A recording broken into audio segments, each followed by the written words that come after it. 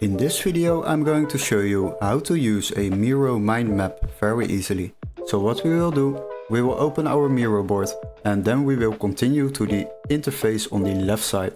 And there you will find the templates option. Now select the templates option and there we will select mind map. So we will search for mind map and after that you will find different templates. For now I will just use this one or maybe this one and then use it. Now as you can see we have a complete mind map over here. So what you can do, you can basically select the title and change it to whatever you want. Let's say vacation IDs. So we will select that and after that you can start planning different trips. You can also change the colors of each part of this mind map and do whatever you want with it. There is also a little AI function for this, so you can let Miro AI help you with everything you build within Miro. Hopefully this video was helpful. Don't forget to like and subscribe and we would love to see you in our next tutorial.